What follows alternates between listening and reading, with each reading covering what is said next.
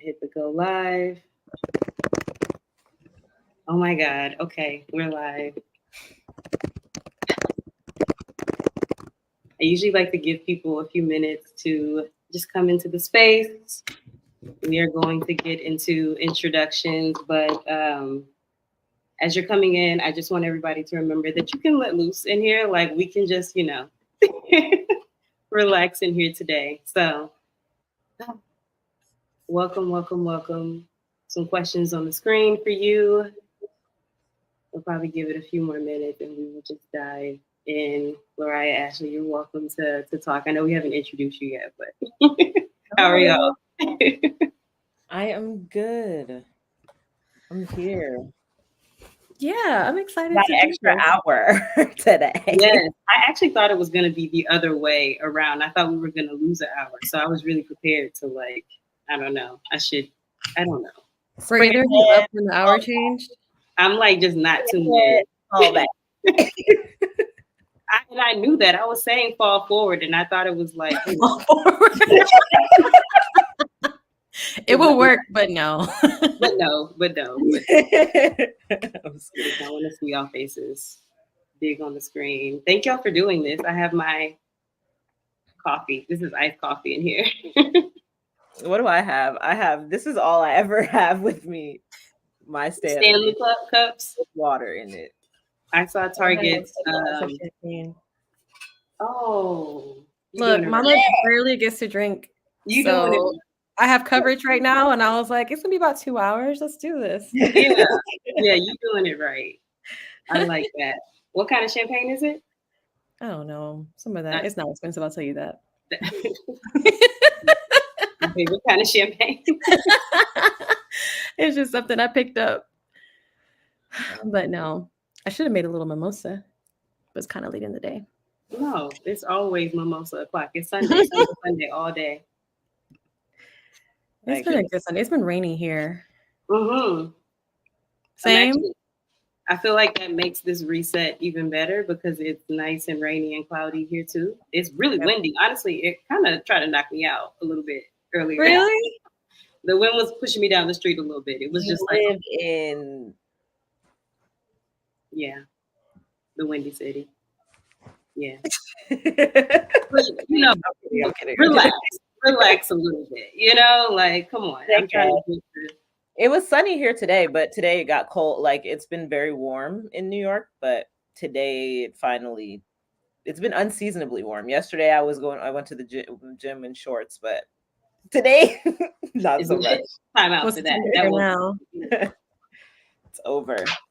Welcome. If you're in the chat or on the live, please drop a comment. Let us know who you are, where you're joining from. We are just yapping, but we'll go ahead and dive in here in a second. So I prepared these beautiful little slides because I have ADHD and, it just makes my brain happy to have a guide with a conversation. So as you're coming into this room, 3 questions I want you to just be thinking about. And first, let me say this. You are probably going to want to grab your journal or grab your notes app if you are a digital journal person, which I am not. I literally have to write things down, voice record. I do everything, honestly. I have to do a combo.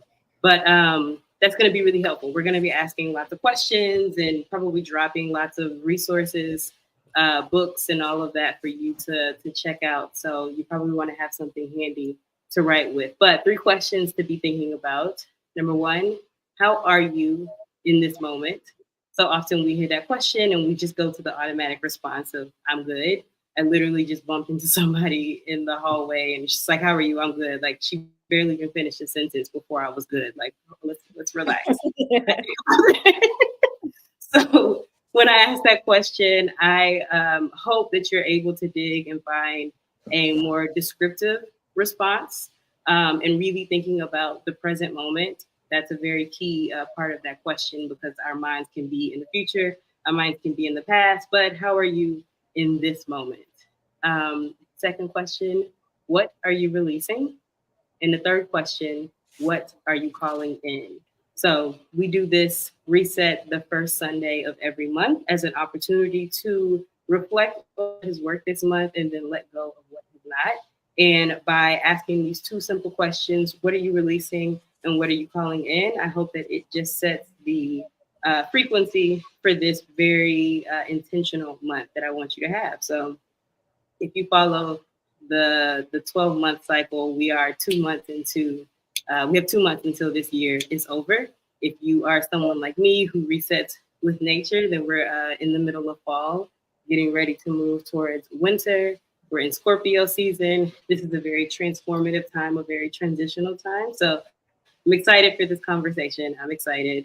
I'm going to introduce my guest, but anyone who's watching, please, please, please, this is an active conversation. So please feel free to drop things in the comments, drop some information about who you are so we can stay connected to you. And if you're watching this in the future, it's always a good time to add to the conversation. I check these comments regularly, so it is still open to you.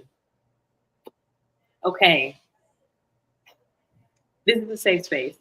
This is a space where we practice imperfection. We do not worry about having everything perfectly thought out and articulated. This is a place for us to come and just mush around with ideas. This is a place where we are able to think through things and say things that we may not have been willing to say in other places. So I will not hesitate to boot someone out of here if I think that there is hate speech or something that is making this safe space unsafe. So,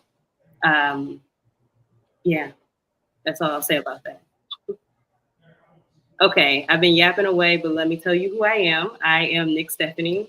It will be a fool's errand to try to define myself by one title, so I won't.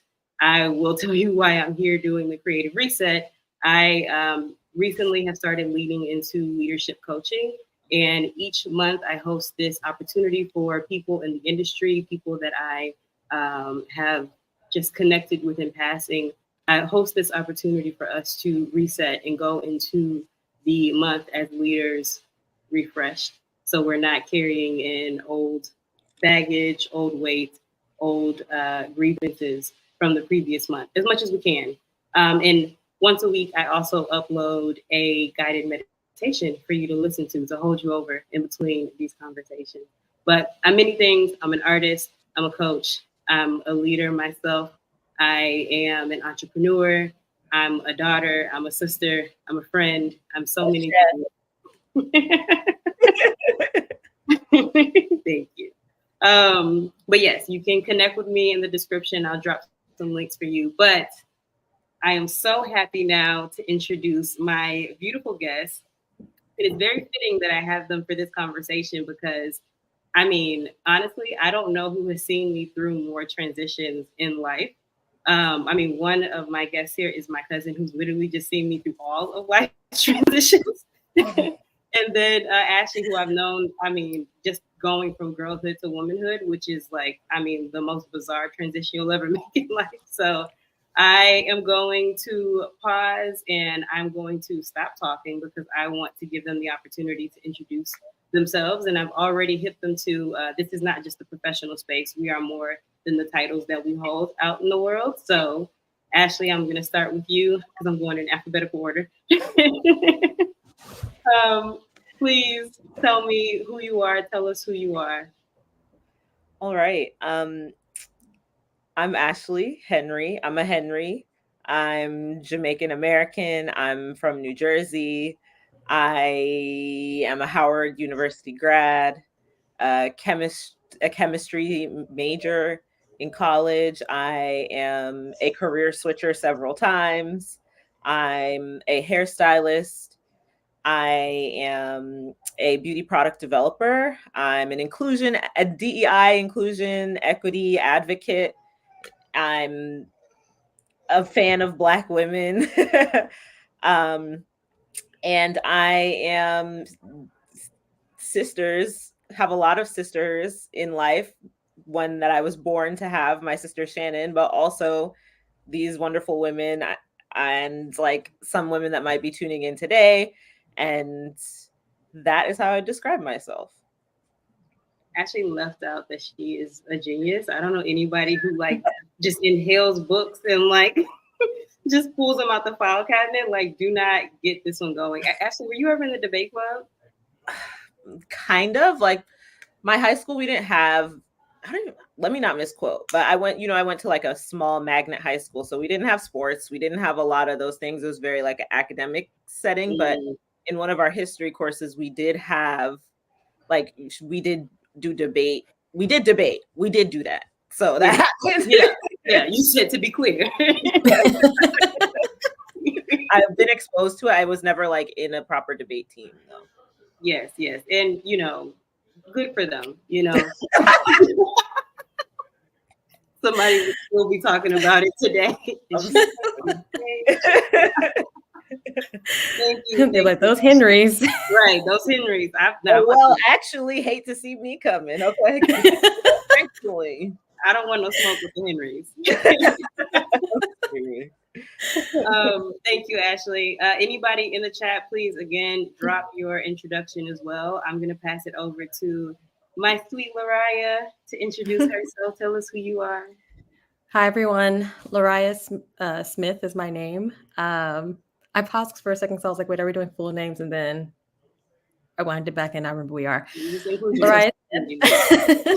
I'm Nick's cousin. I'm also a Texan. For career-wise, I am a career communicator. So public relations is particularly what I went to school for.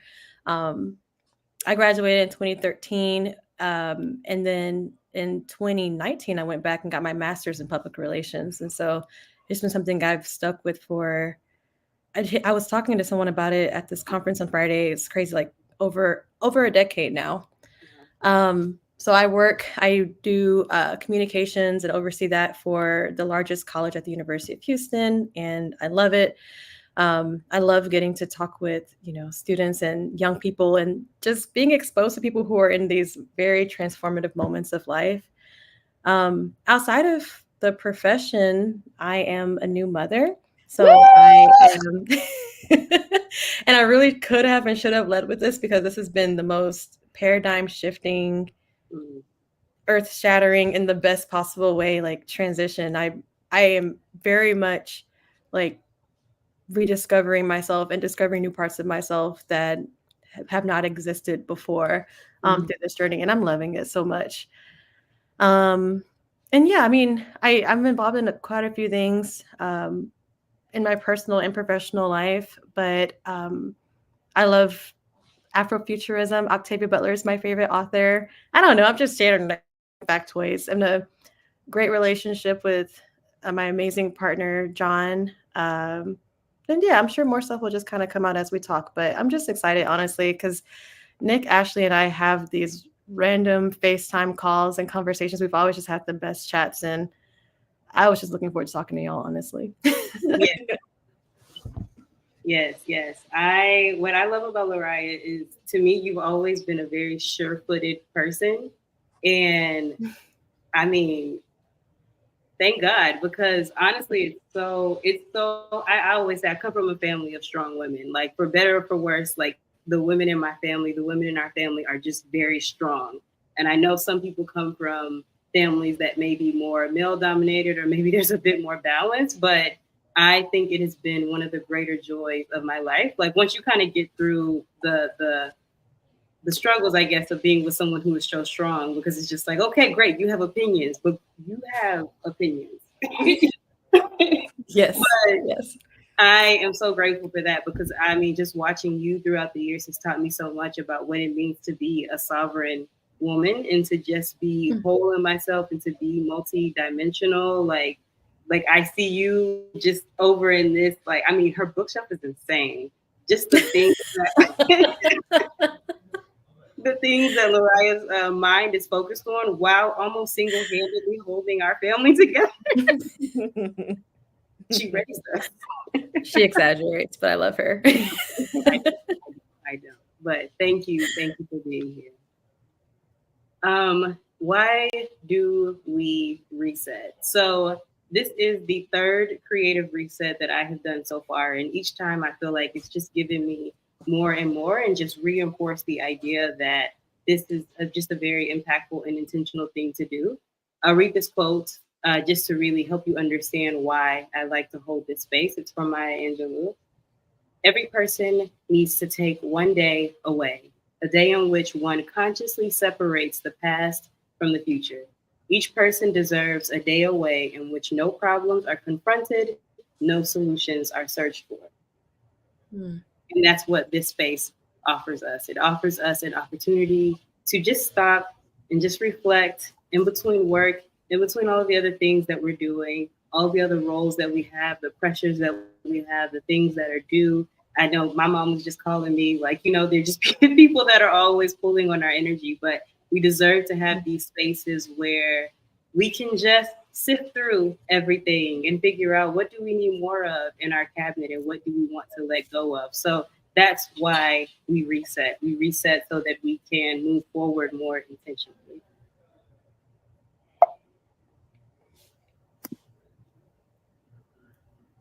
Okay. Now, I read out those three questions earlier, and now it's time for us to dive into them. If you're just joining, this is a very active conversation, so please feel free to drop things in the chat. Who are you? Where are you calling from? And the questions that I'm getting ready to answer, these are things that you can journal and answer later, or if you feel comfortable, share them in the chat so that we can engage with you as well. But, LaRahia, I'm going to start with you. How are you in this moment? I had to stop myself from automatically being like, I'm good, because we just went Right. over that. No, but in this moment, I am in this moment, I feel peaceful. I mean, in this exact moment right now, again, I really do feel like every time I am surrounded with my sisters and like we're having, just get to have share space together, it just kind of is a nice pause. And I think one thing we were talking about recently too in one of our calls is that it just feels like there's less and less opportunity to do this sort of thing where you just kind of break away from everything and you just have intellectual conversations or you just vent or you just whatever is kind of needed in the moment. So I feel at peace because of that. And then even outside of like this direct conversation, I don't know. I think this weekend has just been a really beautiful time. I came back from maternity leave this past week. Um, and it was a very busy Thursday and Friday for me, but this weekend has been a time of rest and it's been so nice. Like I've just been giving myself like permission to nap when I want to with my baby, to just do whatever and kind of in this between space. So I'm feeling really restored and rested right now as a result. I love that. I love that. When you went on maternity leave, did you imagine that you would be able to reach this space of restoration after maternity leave? Because I imagine, or was there anxiety with coming back? Oh my God, yes. Yeah. Absolutely. Um, and I will say that the anxiety wasn't entirely realized, and I'm happy about that. So, I mean, I'm obsessed with my baby right now. Y'all are gonna hear me talk about her like 30 times. I Mm, was speaking on Friday, and welcoming people to this conference, and I wove in the fact that she's here into that talk. Like everyone knows that I have a child, and I'm just like it's just so wondrous. But I think that I was anxious about going back and having to change again after like this major change and us starting to finally establish a rhythm together. But I think everything is about balance as well. And I do think that going back into work and like even just surrounding myself with some friends that I've made and such, in the professional circles, it kind of balanced out some of the anxiety of just being out and away from her and such. So now I'm like literally right now in the space of trying to figure out what the balance between those things look like, being a mother, and then also honestly like my former life as mm, well. beautiful. I'm loving the journey. All right, Ashley, how are you in this moment? I am vibrating high. I feel like I'm, like LaRahia said, just sitting with you all. I'm very excited to be able to sit and talk to you guys. I'm feeling vibrant and like myself. I'm feeling very healthy. My skin looks great. You know, I've been drinking water. I've been doing been exercising a lot and just really taking care of myself. So when I think about like how I feel in this moment, like my back pain is less, like all these things that that you know, in a moment when you really sit with like how you're feeling, um, noticing like how even something like that has changed, right? Or like the physical and the emotional together. Right now I'm feeling pretty good. I'm feeling really good. That's the easiest way to for me to wrap it up. Yeah, I honestly, I'm feeling pretty good today too. I think that this is the day that I put a lot of care and love into. Um, the week has been pretty good. I think that October for me is always just a place to reset. If ever anything is happening, I was born in April, so October is my halfway year mark through my birth year anyway. Mhm. But also, I think there's just something about the energy of October, and the trendy girlies have gotten a hold of it, and they're now calling it like, I don't know, the October transformation or something. I think it's because it's the start of Q4, and like you can use this as an opportunity to reset before the new year. But those who know. Like Scorpio season has always been about transformation. So yeah, I'm feeling really good in this moment too. Better to be here with y'all. I feel like this is just a dream to be able to bring these conversations from my group chat into a place that's recorded, because usually once I say something, who knows if that will ever be said again. What did I say? uh, now this can be a big question if you haven't really thought about what you want to release going into a new month. Like I just mentioned, it's Scorpio season. We're also right in the middle of fall. Fall is a time for renewal, destruction. It's a time where the trees are dying and they're starting to reallocate their resources. You know, trees communicate through a network, through their roots, and they're sending messages to each other saying, like, all right, you know, I need this, I need that. These leaves are falling so that they can replenish them and prepare for the long winter where nothing grows. And if humans are in alignment with nature, then we are doing the same thing. And we also have the beauty of our minds, and we have this ability to cleanse ourselves. So when I ask this question, you can go as intimate as you want to. This is a safe space. Or you can go as light as you want to. It's all up to you. But Ashley, I'm going to start with you this time. What are you releasing this month? I am releasing the expectations for things to go a certain way. Mm, I am releasing my need to feel like I have to control how everything is going and control how my professional life is going, how my personal life is going, how like things with family, things with friends, even things with me, right? I'm just really trying to lean into, and this is something that I think we all living in this society kind of get conditioned out of, but really just trying to lean into listening to myself, yeah. um, and listening to my instincts and what my body's telling me and what my intuition is telling me, and to sort of move with that.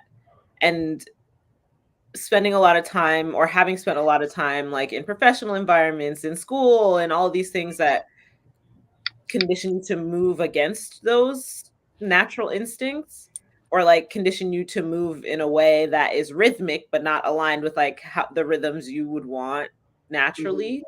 um and this time I'm really just trying to, to learn how to go with the flow. As a Virgo, that's kind of challenging.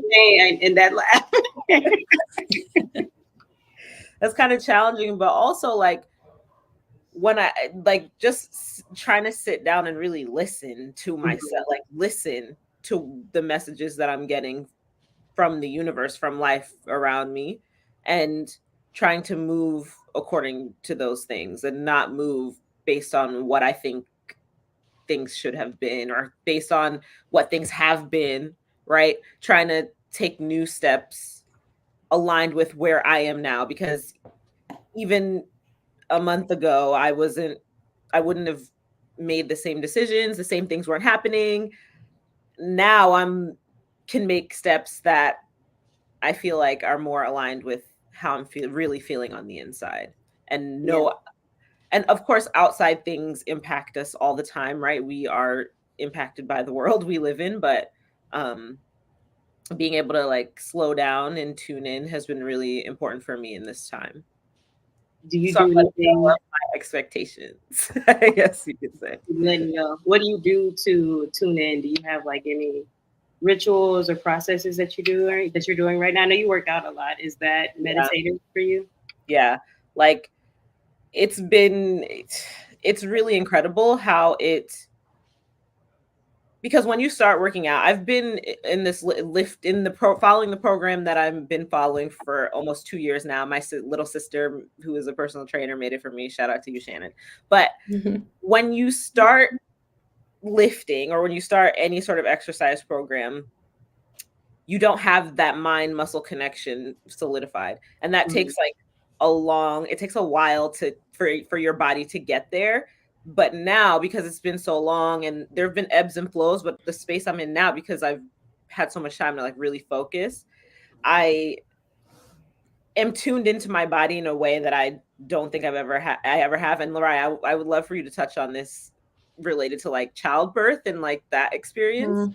But for me, being able to lift really heavy weights and like paying attention to the form, which is like literally the little cues of like where your neck is, where your shoulders are, like every little thing in your body is being controlled by a muscle that your nervous system controls. You're controlling it all. But when we don't like exercise our body, we forget that we're controlling it all. We're kind of just like flowing or just moving through life. And like when I'm like doing a particular exercise, I can really like feel like, I remember I was telling my best friend that I work out with, I can feel my lat engaging, and like you can feel, and it's like you do the motion for however many months or whatever, but at some point you are like, I'm controlling my lat right now. Like you are controlling that muscle, which is, and it's a muscle on your back. Like we don't think about it as much,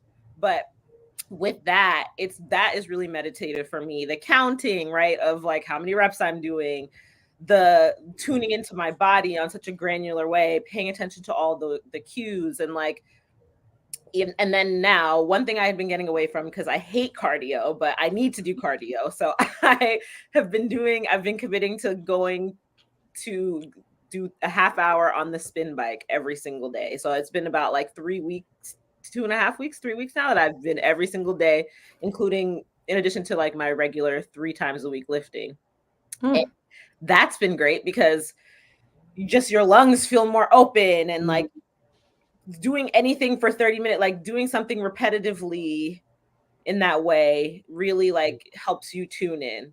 So though that is really a space where I tune in. But even still, just living by myself and being able to sit in my apartment and being able to sit down and like light a incense and garden and just really get into myself. I've been journaling a lot, so that also has been helping. And I've been experiencing a lot of like, I've had a lot of painful experiences this year, and so in sitting and coping and recovering, right, and like trying to heal from those experiences have also made me have to tune in, because I'm like paying attention to the proclivities that I may have as a result of what I've been in or what my experience is. And I'm like having to actively say, okay, you're doing this because you are coping, but this doesn't have to be what you do forever. So yeah.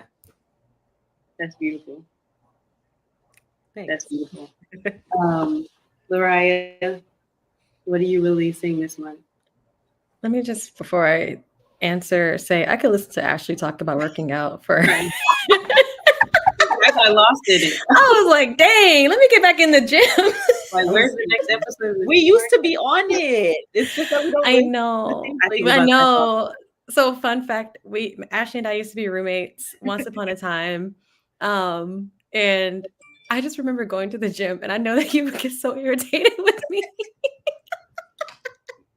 Because like I'm a contrarian. So she's like, okay, LaRahia, go do this. Use that 20-pound weight and do 10 reps. I'm like, I'm gonna do 15 pounds. I'm gonna do 30 reps. No reason. Okay. If you know LaRahia, you know there's no like she doing it, Yeah. like there's no fighting her, and then like it's not even like she doing it. It's getting Yeah.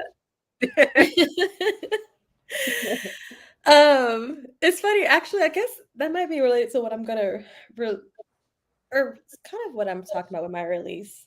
I was listening, so a lot of what Ashley said resonated with me as well. About really just being in touch with myself, like listening to what my gut's telling me. But what's interesting, this year has been like such a weird year, and not in a bad way, but I really feel like much of this year has been an unmaking of me experience. I, as both Ashley and Nick have already talked about, like both of y'all talked about this already. Like I'm someone who genuinely knows what I want, and like I don't know, I'm a pretty like sure-footed type person, but this has been the year of realizing and embracing that like maybe you don't know everything. In fact, not even maybe, you don't know everything. So going back a little bit earlier this year, we bought a house, and I knew absolutely nothing about the home buying process. And I just had a really incredible team of people like around me that really helped that come into place. But I really had to just surrender myself to the process and to their expertise. And then even once we moved into the house, there was stuff that needed to be done. It was a surrendering process, just trusting that like it would get done and accepting support where it came. And then being pregnant, delivering, all of these things have been stuff that like I might have heard something about, but when I was in the process, I realized I knew absolutely nothing about, and had to just kind of trust the process, trust others. I think that's been a great experience for me. I also think though that like this little voice in my head that doesn't typically get a lot of like face time has had more opportunity. That's been like, oh, I don't know. It's like a self-doubt, I guess, is probably stronger as a result.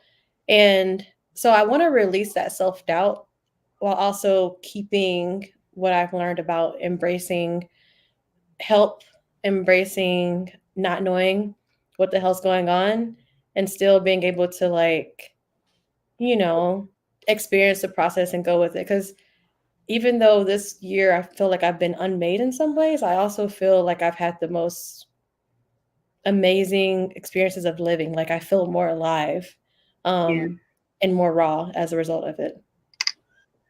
Yeah, I love that when you say unmade and unmaking, I also think about unmasking. But specifically, when you said unmade just now, I think about like when someone is doing spy work and they're like, I've been made. And so the idea of being made, like I'm exposed. And we both have revealed that you all are Virgos, but I think we all, especially in this world, struggle with perfection.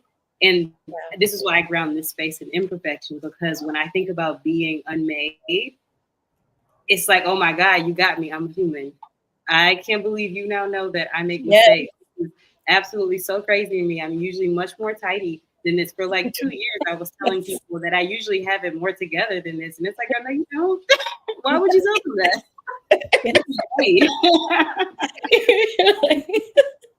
And it's actually so freeing to come into a space and say, if you're looking for perfection, I don't want to waste your time. Now's the time to exit stage left. This is about to be very messy and imperfect. And if that is fine with you, great.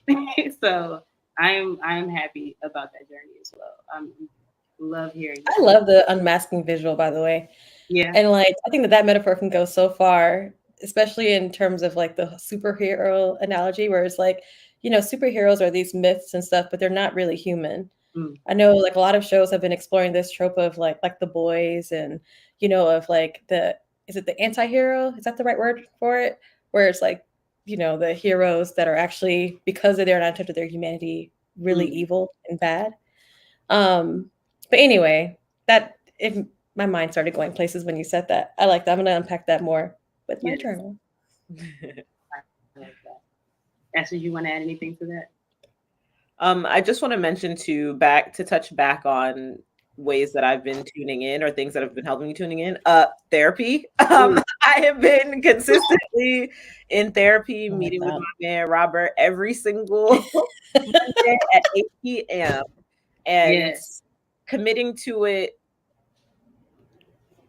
has been so like it's been a year and a half now that I've been working with him as well, and it's my first time in life like actually being in therapy for a while and like being consistent with one therapist.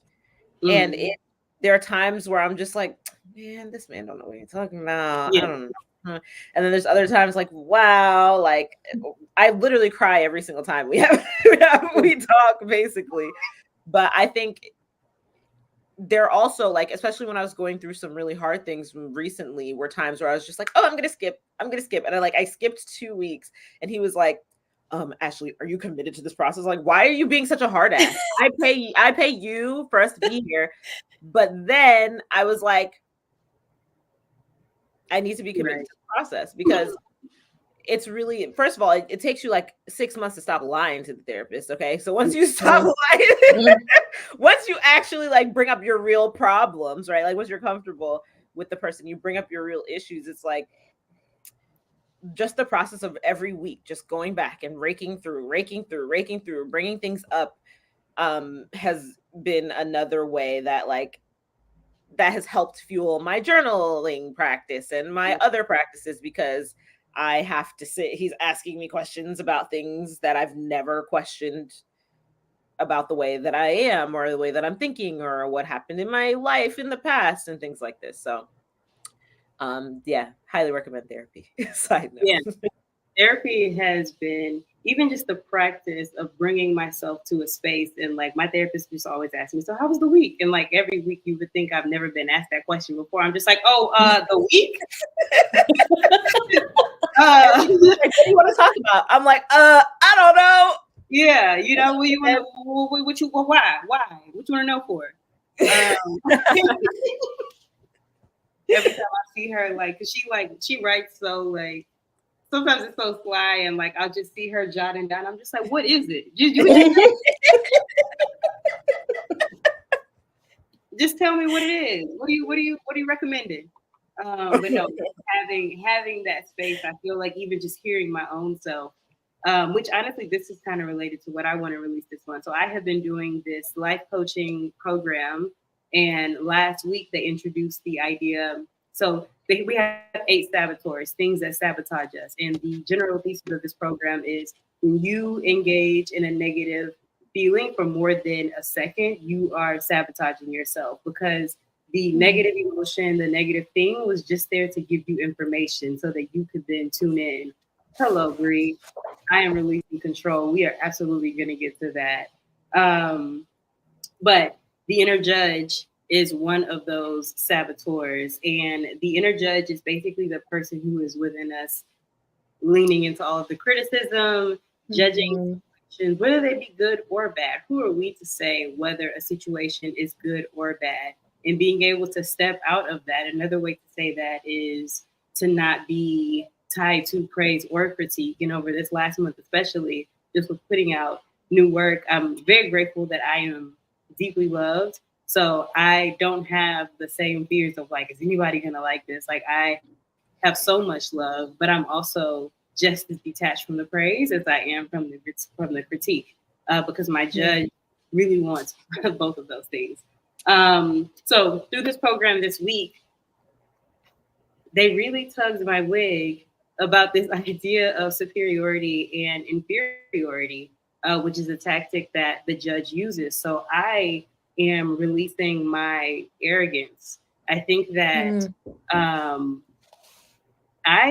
am a smart person. You know, however long it took me to really come to that conclusion, I am a smart person. I am an intellectual person because I seek knowledge. You know, it's not measured by some system just because I'm a knowledge seeking person. Learning is a hobby of mine.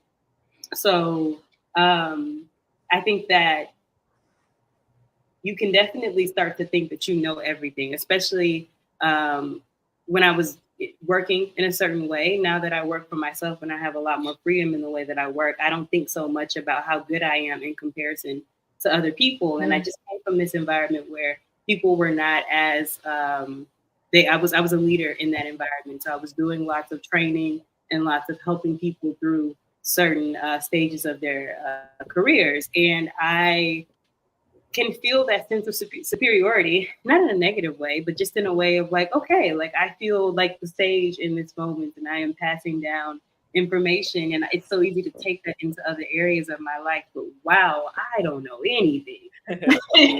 More like this month has just humbled me in really beautiful ways because there's so many things that happen outside of my control and good. It's a really good thing that they did happen because it's things that I would not have known to ask for. So I am releasing my arrogance because I just would love to know from my ancestors who love me, from spirit, the universe, all of these energies who love me and want to bring things into me. Like, don't let my little request get in the way. You do it.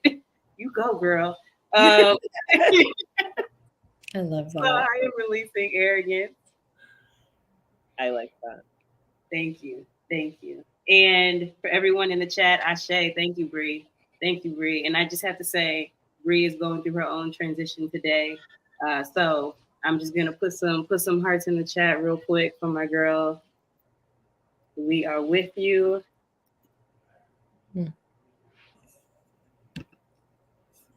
Oh, we love you. Okay. Who did I start with last time? I feel like I started with you, LaRahia. So Ashley, what are you calling in? You started with me, but I'll start again. That's all right. Yeah. Girl, You're ready. Y'all, Kamala got these political calls, girl. It is insane. Are they blowing up your phones too? No, anyway, the text messages in particular. Not Kamala only, but I keep getting all these political calls. Mm-hmm. Anyway, what am I calling in? I am calling in whatever is next for me that is for my highest good. I'm not even going to be particular about it because that, again, would be me going back to what I'm letting go of, right? Which is trying to control everything. So I am just calling in whatever my next steps are going to be. I'm calling in whatever love is supposed to come into my life. I'm calling in whoever, whatever that is going to pour into me, fill me up, help me feel good, help me grow, come with ease. You know, I read something that was just like, or no, I was watching the Megan Thee Stallion documentary, which if you have not watched it, I'll say, how was it? I can't wait. It's on Prime. Like, I think she's mentioned something about like how struggle doesn't have to be your standard. It doesn't have to be like what you expect. Like, oh, everything's gonna be hard. Love's gonna be hard. Work's gonna be hard. This is gonna be hard. Mm-hmm. Things can be easy and things can flow. And that's what I'm calling it. Yes, things can be easy. Yes, they can. And you deserve easy. Like I like ease more than easy, you know, like even if it's hard, at least you can have, because I think that's what flow is, where it's like, I'm just floating above it. Like this summer for me has been lots of challenging things have come my way. And that literally is okay. I can do challenging things, you know, like literally it's fine. Literally it's fine, Nick. I feel like that's my ancestors just like, girl, you can do this. You can do this. I know it's a little bit crazy. It's a lot going on over here, but you can do this. We can do it with you. So yes, you deserve ease. If you're joining in the chat, I see some familiar names. We are on our last question, but just to recap really quickly, if you are just joining, we are asking 3 questions to reset the energy this month. How are you in this moment? Type these in the comments if you have not already and introduce yourself. How are you in this moment? What are you releasing? And what are you calling in? So, LaRahia, I'm going to pass it over to you. What are you calling in this month? This month, I'm calling in, and I'll keep it pretty straightforward. Wellness. I mean, like I said, I could listen to Ashley talk about like working out and everything. Last year, I had gotten really into like my rhythm. I actually was doing. I think I tell you I was doing step aerobics. I love I love. I feel like I mentioned it and got laughed at. You were doing like, look, step aerobics is hard. I love step aerobics. My coordination. Yes. I love it. Hey, Shannon. What's up, Shannon?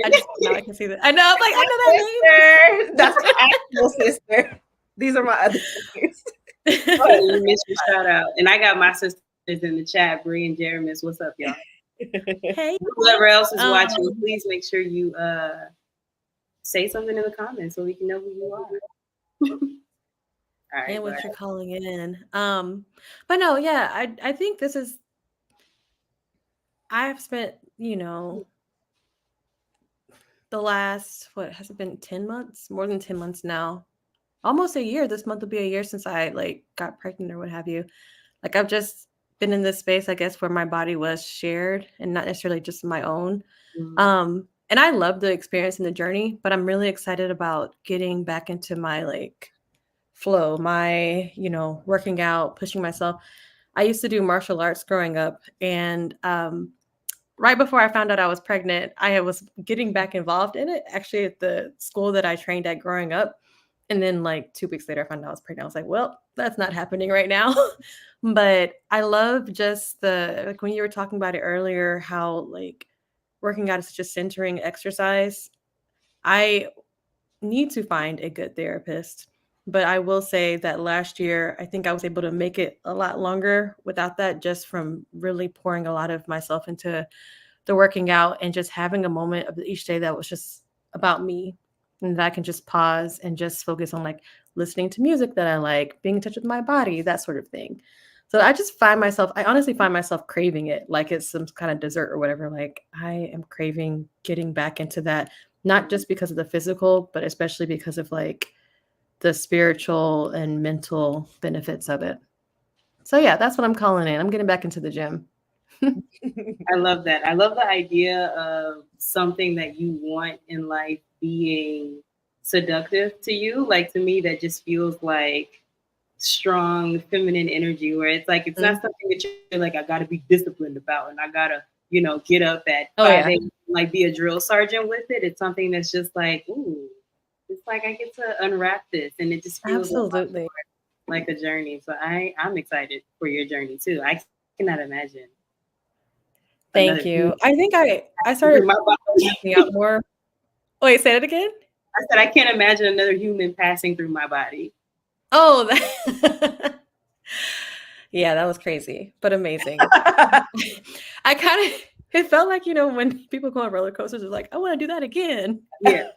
I finished the experience and I was just on this high, and I was like, all right, John, let's run it back. That's how they get you. That's how they get you. The doctor's 6 weeks, relax. Right? And I'm glad for that pause. I was like, oh, hold up. I was a little hasty back there. Yeah. Half the baby. Let's take this baby home first. Right? For real. Okay, I'm gonna read some of the comments before I answer. All right, Bree, I am Queen Bree. I am whole. I am releasing control. I am calling in the resurrection of all that I thought was lost, hopeless, and that I assumed to be dead. Okay, I know that's right. That's beautiful. We know a poet is in the house when we read words. Okay, Jeremy is calling in calmness and peace. Shannon, you are not late. You are right on time. Please drop in the comments. What are you calling in this month? Jeremy is releasing overthinking. That can get us. That can definitely get us. It's not time to overthink. It's not even time to think. We don't even need to think no more. That's very much done. Canceled. I am calling in maturity. That's a word that I have really been thinking a lot about over this last month. I feel like I'm very grateful for therapy and just exploring different childhood wounds. And I feel like I am just at a place where I'm okay, and I'm not a child anymore. Whatever I experienced in my childhood, even as a teenager and early into my 20s, there were lots of things that I experienced just to become the woman that I am today. And I feel like the point is I am the woman that I am today, and I look in the mirror and I really like myself. I really love myself. I love this person that I am. So whatever the journey was to get here, the point is that I'm here and I have the rest of this life to be this person who can take care of myself no matter what the situation is. Even if somebody is bigger than me, I will run you over with a car. How about that? I have ideas now. I have ideas. I have ideas. So go ahead. No, go ahead. Well, okay. Sorry, I probably should have saved this, but I am obsessed right now with your whole setup and background. Like the transitions that I've seen even on the call with the sun setting and stuff. I'm like, this is so beautiful. Can you tell I thought It about was yeah, I was like, okay. No, that really is all I had to add right there. I'm sorry. I love that. I just want to say, piggybacking. This is not a professional setting. We're not going to say that. Circle back. You mentioning like, I am the woman that I am, and I really love myself. I just need to ask, like, did anyone? I would spend a lot of time when I was like a preteen, like young, in my room. Shannon, my sister, and I shared a room growing up, so she doesn't know any of this would happen.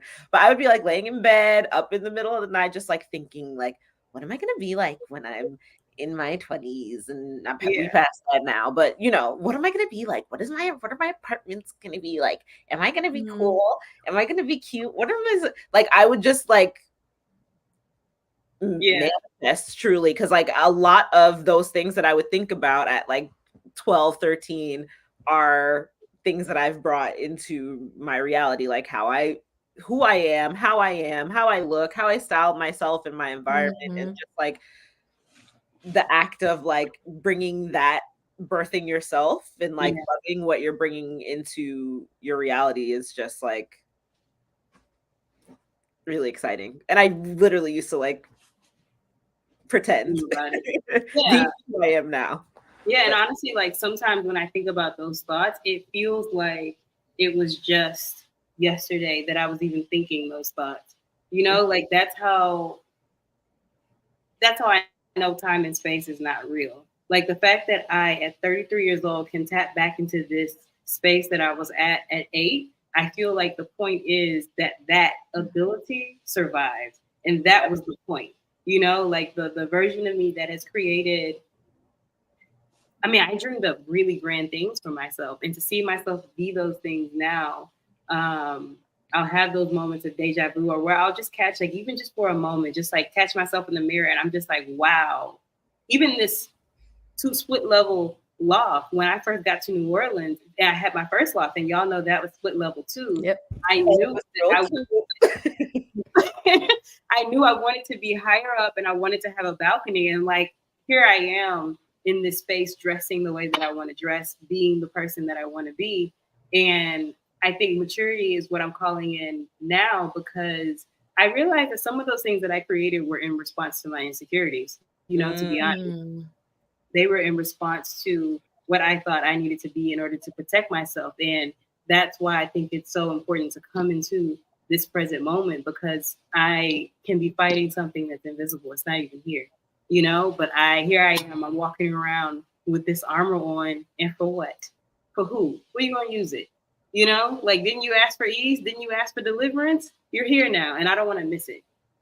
So that maturity for me is just, I want to go deeper. I want to go deeper into my spirituality. I want to go deeper into just living with more reverence for myself. I dream about having land, and I don't want to have land just to like sit out there and look at freshly mowed grass. Like like I want to be able to really use and connect to the land. And so I know that requires for me to take things more seriously and to be willing to dig deeper. So that maturity is to me. And then it's also, I feel like, an initiation with my spirit family of just like, I'm serious about this. And like, I've set aside my time to like, invest in this and leave behind childish things. All right, Shannon, in the comments, Shannon is releasing imposter syndrome. And you know what, Shannon? a lot of times for Black women, it's not even imposter syndrome. It's literally just racism and sexism. Yep. Like it is, sometimes it is us, getting in our own way. But if you are in the room, then you're not an imposter. You're literally in a whole real life body. But I do understand just the ways that our mind can self-sabotage us. But you got this. Calling in security and self-preservation, period. Yes, we do need to preserve ourselves because this world will drain you. You'll extract. Mm. This world is fracking us like the earth. Okay, they frack it. They sucking everything out the ground. They're fracking as well. They're fracking our souls. Not getting sidetracked. And they act like it's normal. They gaslight us into believing that, like, we're so you're supposed to give it all for who? Mm-hmm. What am I even getting from this? Okay, so we are going to go into meditation before we get into some of the conversation today. I said I was going to really try and stay on time, so I am going to really try and stay on time. So if you have not yet, please grab your journals because I have some questions coming up with this conversation that we're about to have as well. So if you don't want to answer these questions now, I do want you to think about these later. But let's just get grounded for a second. If it feels comfortable, if you're in a safe place, feel free to just go ahead and close your eyes. If not, you can soften your gaze and just really try to quiet your mind and tune in to the sound of my voice. Tune into the silence. First, I want you to just notice how your body feels in this moment. If you notice any tightness anywhere, let's go ahead and just start shaking that out. You can roll your neck. If you feel any tension in your neck, roll your shoulders up and back. If you feel any tension there, we tend to hold a lot of tension in our shoulders. You might just want to loosen up your back, move from side to side, and just make sure you feel good in your body. If you're sitting and you feel tense, or if you're standing and you feel tense, just try to soften up your body. Breathe in, soften your face. Look at that area in between your brows. Make sure you're not furrowing your brows. Just let yourself be soft in this moment.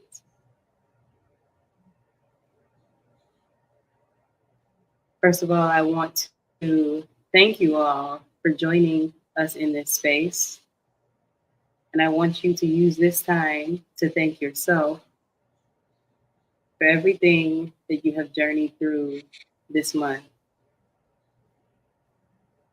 So much has happened this month. If you're in America, we're barreling towards Election Tuesday, and the media is overrun with people telling Black women how much we aren't worth. And that's hard to see. It's hard to experience.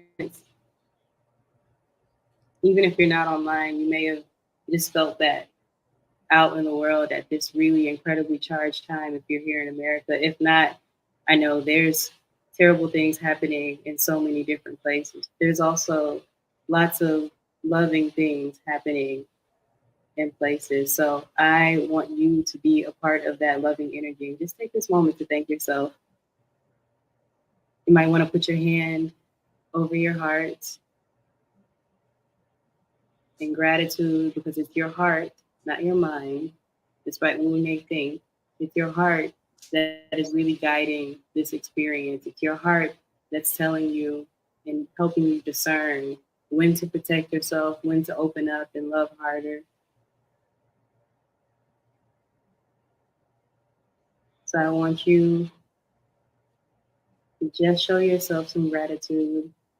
Thank yourself for all of the things that you've done this month, all of the decisions that you've made, all of the things that you've decided to let go of, and the things that you've decided to bring in.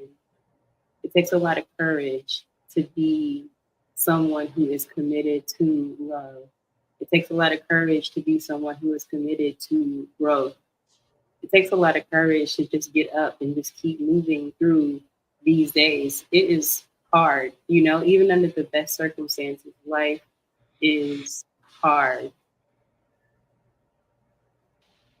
Not all of us have a loving community that surrounds us, but if you are here, you have that community. So in this moment, I want you to feel this collective love surrounding you as you sit in gratitude with yourself. I just want to say that I am also very proud of you. Everyone who showed up here today to take this moment to just stop and to reset, that says so much about how much you love yourself. And I am just so impressed to see people loving themselves in a world that is really encouraging us to do the opposite.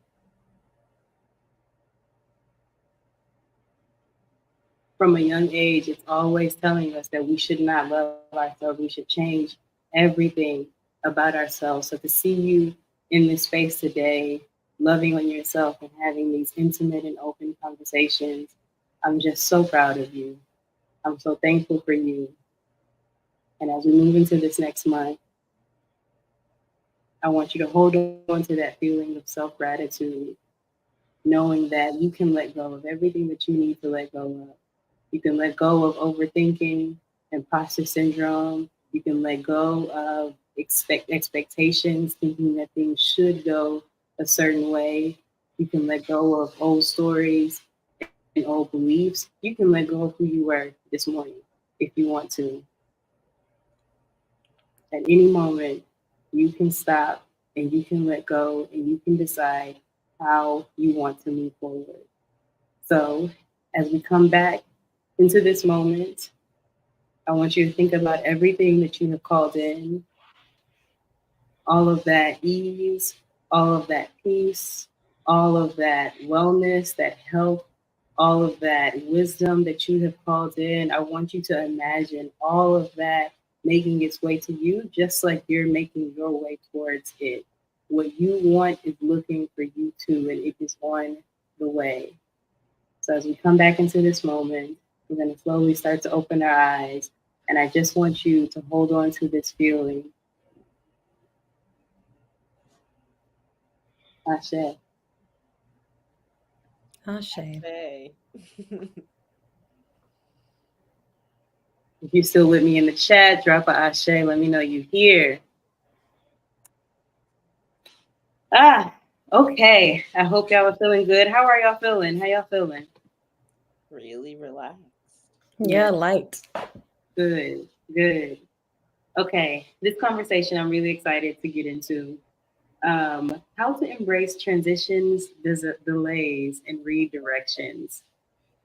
This is something that I have had to really come to grips with over my lifetime. I really thought that I was in control of this thing, but apparently I am not. So instead of resisting change and resisting redirections and delays, I have really just started to focus on embracing them. So I want to ask both and anyone who's watching, what comes to mind when I say the word change? What's your relationship to change? What comes up for you? And whoever can answer first, I won't make you fight for it. I just want to read a quote really quickly by Octavia Butler that whenever I hear the word change, I always think of all that you touch, you change. All that you change changes you. The only lasting truth is change. God is change. Mm. And when I read Parable of the Sower, it's such a profound and poignant like deep dive into the word change, and it kind of gives us agency in it, right? Because we think of change as something that's always happening to us, but everything we touch also changes. So it is the nature of the thing, right? Like it's the nature of the universe, it's the nature of our whatever we're doing here on this rock, right? And I think that with that in mind, um we can remember that we can take steps, right? Although the world is changing around us and things are happening to us, we can also happen to things, and we can take action, or we cannot take action. And both of those things will impact how things change.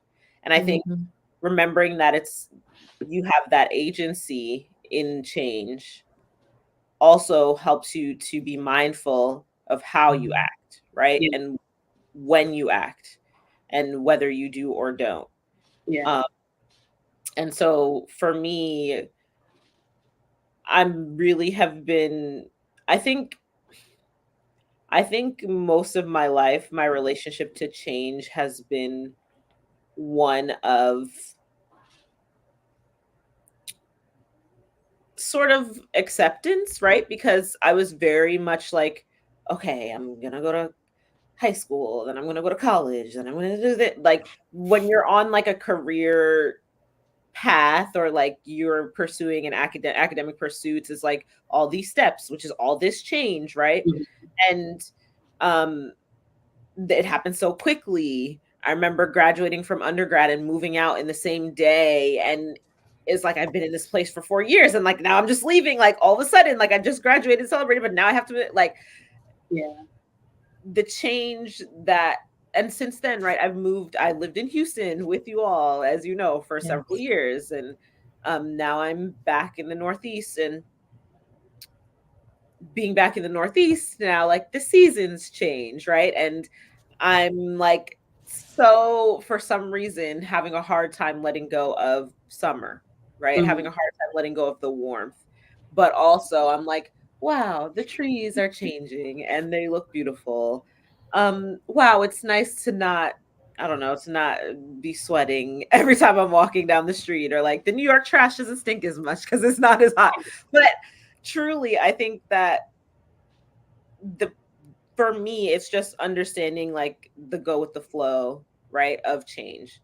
And the older I get, the better I get at accepting the change that happens around me and rolling with it. Like in particular, because I've had a really big change that was forced on me, right? Like I was laid off in August, and I went to you guys know, but I pursued an MBA and did an internship with this company, and moved back up to the Northeast with this company, and had been there for 2 years, and they did a restructuring and let go some of my team, and I was part of that.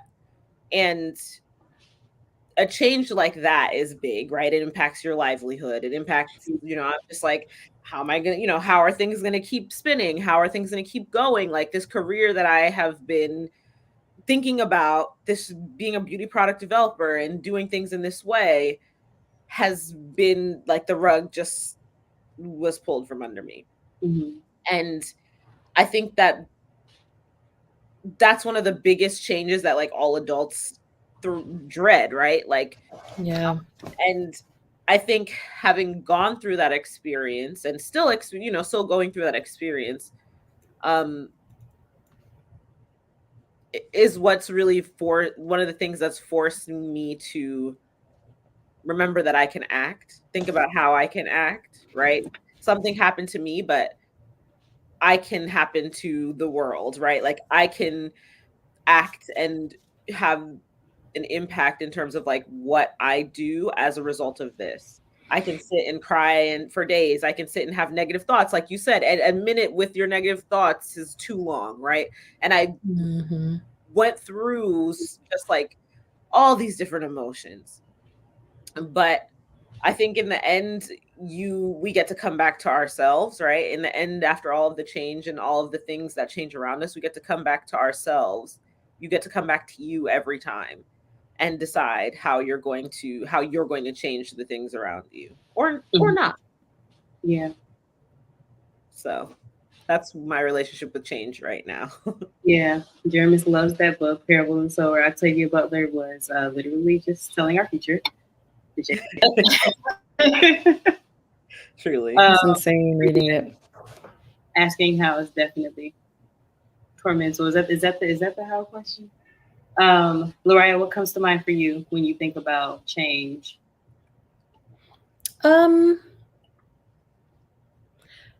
I was thinking also, Ashley was answering because a lot of what, again, you said resonated with me.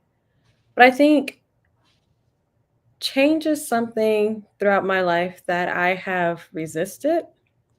Mm-hmm. Um, and it kind of made me realize I was like, I wrote down in my journal, if y'all ever just see me staring down for a second, it's because I'm like, oh, I need to reflect on this some more.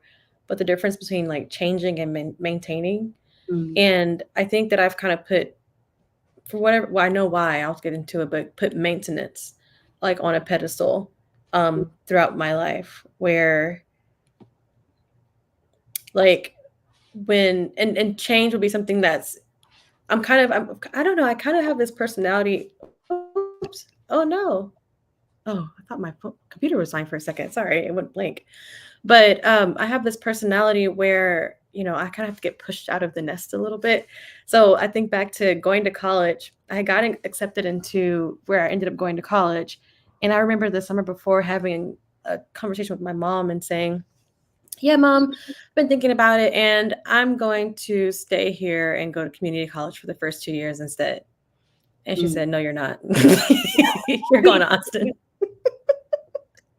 And I was so offended. I was so offended and mad. And I was just like, why is she doing this to me? Like, she must be really tired of me, what have you. But my mom said something that I'll always remember. She said, no, you're going to go to college. You're going to go away for college, not stay here in Houston because you need to grow up. Like, you need to learn how to like live and be independent, and you're not going to be able to do that here. And it's not saying that people can't, like going to community college, is that would not have been good for me because I would have constantly found reasons to keep maintaining the status quo of my life, and justifying it. And I can consider myself a smart person too. I can rationalize anything to myself and others, but that doesn't make it the right move.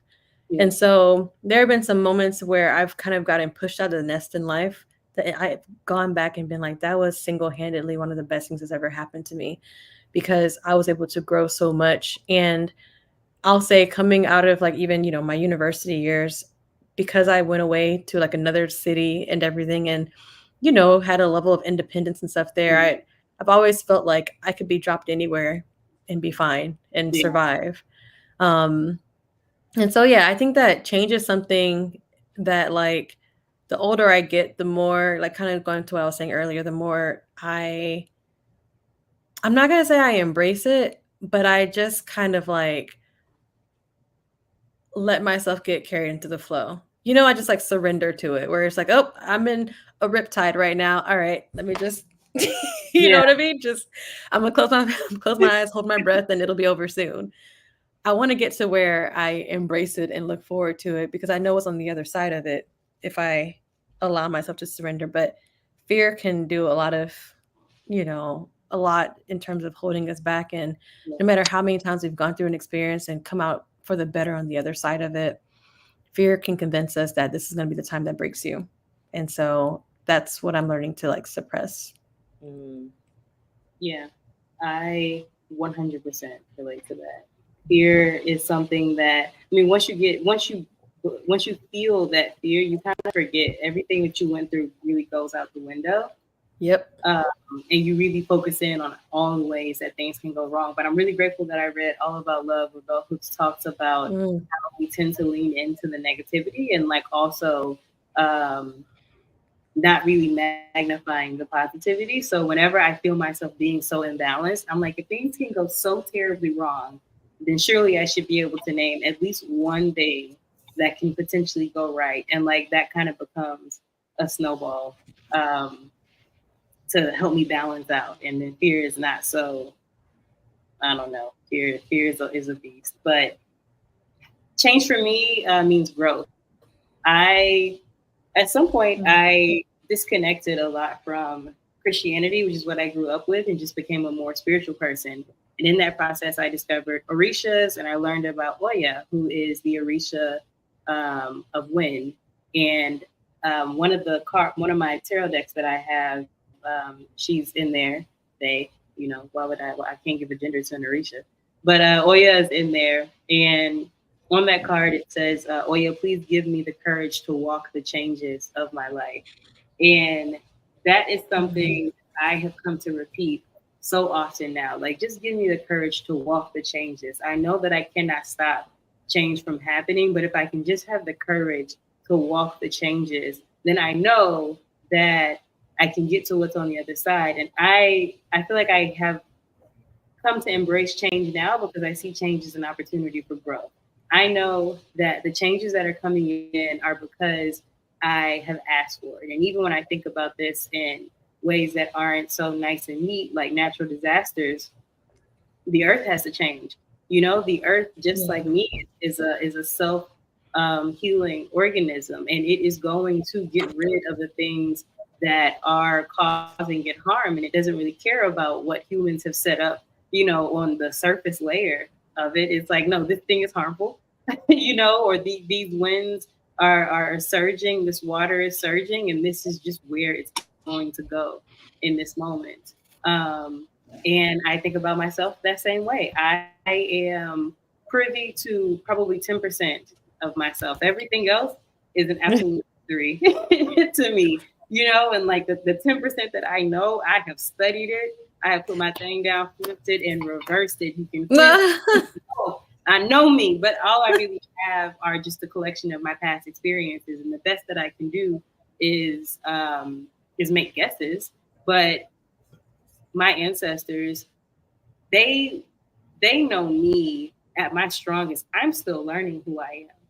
Every year that I grow, I'm really impressed by myself. I'm just like, wow, you have moved to different cities and states on your own. Like, what am I doing moving in the snow in Chicago from one apartment to the next? I'm just a girl from Texas. Hey, sis, you have done it again. Constantly raising the bar for all the rest of us and doing it flawlessly. Like resigning from my director level job, like, is just like, who am I? But that's where the growth comes in. And sometimes I have come to tell myself, if I don't pull the rug out from under my feet, the Spirit's going to do it for me. So let me do it. Let me do it. Let me do it. I used to be the person that was like, let me tell you something. Let me tell you something. Before you pull that rug, let me just tell you something. But now I'm just like, let me just take this up and let me just do it myself. Because if you do it, I don't like how you gonna do that. You're gonna make it real inconvenient for me. And sometimes, life just changes. But again, I think for me, that's where growth comes in. Shannon says, I have this feeling regularly, like I am always amazed by my ability to continue, even if it's just continuing to exist. Yes.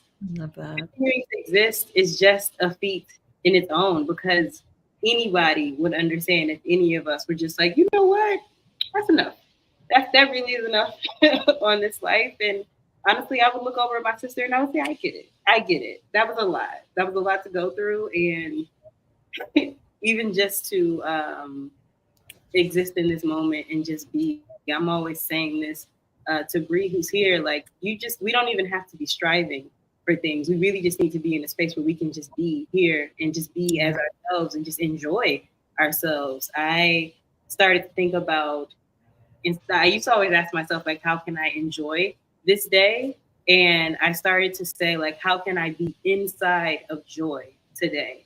No matter what is happening, even if it's a rainy day, even if like I've missed the bus and everything is going wrong, I can be inside of joy in this moment. And if that just means I can look up at a cloud and just admire that, it's amazing just how that can ground you. Because I mean, the fact that there are clouds in the sky and like it looks like a little moose that's got wings, like that's incredible to me. And you do that for 10 minutes and then you look down and it's just like, okay, now I can radically accept this moment that I'm in. And on the other side of that, there is growth, because growth happens when we learn to adapt. So here's a question for our journals. How can you lean into the discomfort of change? Write this down. I want you to answer this question or just be thinking about that this month. Because a lot of times the discomfort is what stops us from being willing to embrace change. But if we can lean into the discomfort and know that comfort does not always equal safety, Just because something is comfortable doesn't mean that it is safe and secure. Just because something is predictable doesn't mean that it is safe and secure. It just means that you have guessed. I love that. Ashley, right? Anything you want to add to this question? I just want to say what Shannon said, like continuing your ability to continue, right? That made me think of LaRahia's part of maintain, difference between change and maintain, because you have like even changes are going to happen, but after the change, can you maintain Yeah. where whatever you choose to maintain after that change? So I think that they are sort of like related to each other Like in a the way. yin and yang almost. Yeah. Yeah. When you're not changing, you're maintaining. Yeah. And the change is when like the growth happens, and it's like what you're maintaining now is not going to be the same as what you were maintaining before, but it's a new level of maintenance, if that makes sense. I like that, kind of thinking of as a big cycle, right? Mm-hmm. Like a growth cycle. Mm-hmm. And I've a few years ago, I had this thought about life and the positive and negative parts of it. And because I think I was very polarizing in my thinking before, where it was like, oh, the positive is what I'm striving for, and the negative is to like avoid. But there were some experiences, and I can't even tell you what they were at this point, where I just felt like really sad and really low. Mm-hmm. And they were hard for sure to go through. But the weirdest thing also happened. Oh, sorry. Oh, okay. Heard the baby. Our changing room's right next to my bedroom. So I was just like, wait, where's my baby? Like, put me on the I heard line. her What's crying. up, y'all? What's up, auntie? I was like, hold up. Right.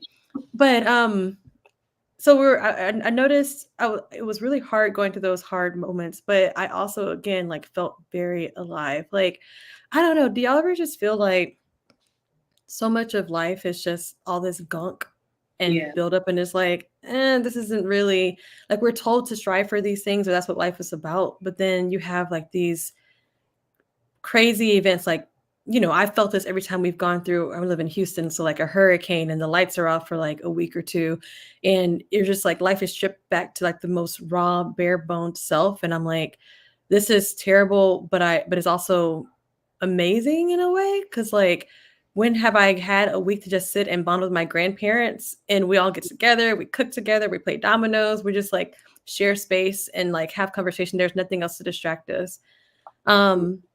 I'm going on a tangent for sure, but the point I was trying to get to is that realizing all of these things and how like things that are negative aren't necessarily bad. It was just like the opposite of like this high that I might have felt when things were going positive. I started thinking about life as like breathing and taking a breath, right? Like there's these polars where I can have my breath completely expelled. I can have, my lungs swelling with it. And both of those things, if I stay in those spaces for more than a moment, start to feel uncomfortable, right? Like I'm holding my breath and get uncomfortable, having nothing in my lungs feels uncomfortable. But, they're both important moments. And then the in between is just like the stasis. That's the maintaining of like, okay, cool. So just trying to realize like the high highs, the low lows, and then the in between, all of those things are just part of this cycle. And they're all good for me. They all keep me functioning and moving. And yeah, just not getting uncomfortable, I guess, in that space, if this makes any sense. Just basic, right? Like life is, like you said, all of that gunk, like we could just sweep that under the rug for like the rest of your forever. And then you never like, you have to face the gunk. You have to face, like, it's easy to face joy. It's easy to face good things, new, like, but like making a budget, facing your finances, facing your trauma, like facing the gunk is where a lot of change happens. And I think that's where like the most profound change happens, right? Like when you actually face the things that you've been running, that you have to acknowledge the things you've been running from to begin with, and then you decide to face it. And that's where clean it up happens. Yeah, that's where the discomfort is, and that's where all the growth happens, for sure. Yeah, when you were talking, I thought about this quote from Toni Morrison, specifically where you're talking about the hurricane.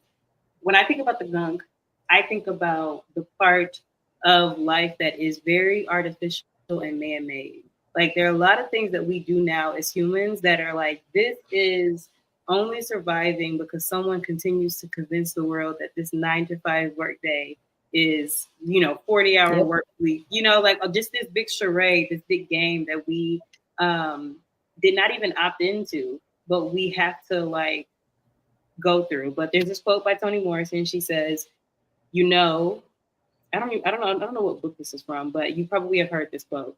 They straighten out the Mississippi River in places to make room for horse and livable acreage. Occasionally, the river floods these places. Floods is the word they use, but in fact, it is not flooding. It is remembering where it used to be. All water has a perfect memory and is forever trying to get back to where it was. Ooh, I they talk about that in New York City too, like with where the subways, how the subways were built underground. They use a lot of like underground river beds, which why would you do that? But anyway, I mean, I guess it's a very wet area.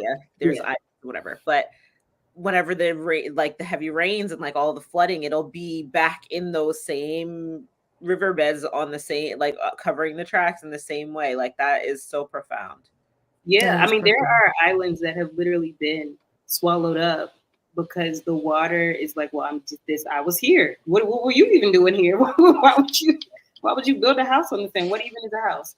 Um, and I was just watching a documentary about how they reversed the Chicago River because they were putting so much trash into the river and it was killing people as it would. And humans are just playing God with Mother Nature again. But in this, I read this quote because for me, it just made me think about like when we have these moments to really connect with each other authentically and like the bond with our families. If the pandemic Yeah. hadn't happened, if the freeze hadn't happened, if the hurricanes hadn't happened, like some of us would never even get that opportunity to pause and to reset. So Yep. I am grateful for those natural disasters, even though that is change that I wouldn't have wished for. Yeah. Amen. Ashe. Ashe. Another question for your journals here. How does your need for control impact your ability to be flexible and adaptable? Mm. It makes it really hard. I thought something, Nick, and maybe tell me if I didn't like, understand this correctly, but there was something I think that you were talking about with control and how instead of letting life like pull the rug from underneath you, Mm-hmm. you've learned to just be like, okay, you know what? I'm going to pull the rug underneath. Or taking another metaphor, I think about standing on a cliff and everyone's jumping off into the ocean. It's like someone could push me into it, or I could just willingly jump off of here. And I probably is better if I jump off so I can have some semblance of like how I land and such, right?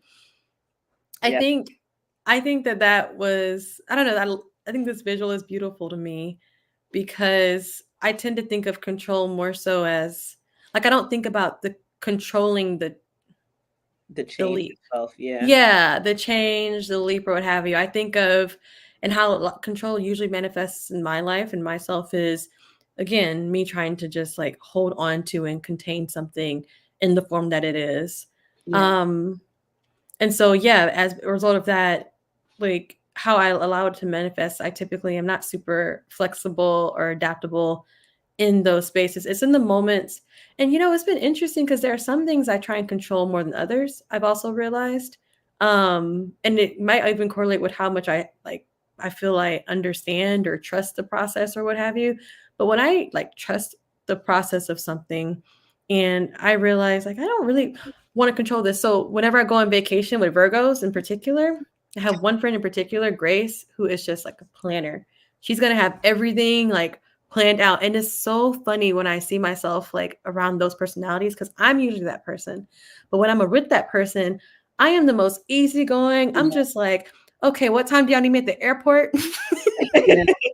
Yeah. Okay, cool. Like, ask me the day before. All right, I'll be there. And then what are we doing today? Okay, cool. Like, I am so good with the flow. And I just like, I can't explain how important those moments in my life been and are, because I'm like, I just need spaces and times where I can just let go safely, right? And so yeah, I typically, like, when I'm in control, I feel like I'm less flexible and adaptable, but that's probably why I tend to like find myself craving, honestly, just moments where I'm like, I don't have to be in control.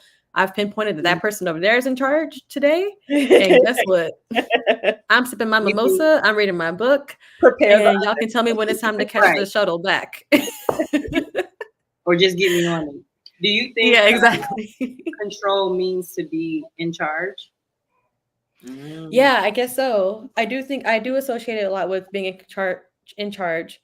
Whether that's the truth or not, I gotta unpack. But also, I think it all is a big ploy to feel safe. Mm-hmm. And one thing I've been realizing for myself, is how much of all of this is just a guise, right? It's just perception. It's like the feeling or the belief that I'm safe, maybe even sometimes feeling more important than the reality of if I am or I'm not. I just need to like feel it, you Yes. know? So Yes. ah! Literally. I mean, and Shannon, I think is like going where I want to kind of go with this, controlling the reaction, not the action. Mhm. I like Control that. is an illusion. You know, there is no controlling the external world. I have no clue what's going to happen. I can prepare for my future as best I can, but if a comet comes and knocks half of Earth out, and like we're just in a totally different reality, I give these extreme examples, right? Like China could descend on Chicago right now and tell me this area is now called Russia. You know, and what am I going to do? Mm. Like, I guess my 401k won't matter. I guess that's done. And that is like I feel like how that's how like this all of this is. You know, this illusion, this thing that we buy into is just it's so paper thin. It's so paper thin. Mhm. I do think that there is something that you can control in any situation, and like Shannon said, it's the reaction and not the action. I don't know what people are going to do to me. I don't know what I'm going to walk out into the world, but I can decide how I want to navigate it. And I feel like putting Yeah. my energy into that has made me the kind of person that I want to be. When I get upset, and this is one that I've worked on a lot, I don't want to be the person that's going to yell and cuss and do all of that. Now, I think that that's valuable because some people very much do need to get cussed out. But you know, I want to be able to be calm so that I can access what I need to access within me to navigate myself through this situation. But Ashley, I want to pause and give you a chance. Do you have any thoughts on control being an illusion, or this previous slide about control impacting our ability to be flexible and adaptable? Even speaking to the flexible piece, taking it back to like working out, and like one big piece that I've been avoiding is mobility, right? And Mhm. sitting and stretching your body. It's just crazy how much like working your body like helps you with your mind, right? You can translate the things that you learn to how you deal with problems in real life. But being flexible is so important. And when you're stretching, you go to the wall, right? To like the point where you're like, oh, oh, oh, and your nervous system is like, oh, oh, oh, and you're just like, girl, you're not even touching your toes. Why are you freaking out? Like, you need to tell your mind this is a safe position for me to be in. And like when you say that and you breathe, then you can feel yourself melt and go a little further. And you can feel yourself melt and go a Mhm. little further. But your nervous system is trying to keep you safe. Like LaRahia says, your nervous system is like, oh, oh, oh, you don't be in this position usually. But you need to go through that practice of like convincing, retraining yourself, retraining your body, right? And outside of just your body, that applies to other things in life. Like you are going to be, you need to have like the faith, like this is a safe place for me to be, and like you'll be able to move through those sort of challenges. And then there's also this concept of like building strength in the flexibility, right? It's like, okay, I can stretch and do a split, but like can I be strong in this stretched position? And that is what builds like resilience, right? And that builds like your ability to control the reaction. That builds your ability, like if you fall and your legs, one leg go this way, one leg go that way, because you built the flexibility and the strength, you won't tear something in that when you go into that, right? And so like thinking about that beyond, right? Like beyond that, because the world is going to like put you don't really have control. You're going to fall, you're going to tumble, you're going to do all these things, but like the older you get, the more experiences you have, the more you're able to recognize that like all the control I have is in here. Yeah. And at the end of the day, this is the control that matters, right? Yeah. Those are my thoughts on that.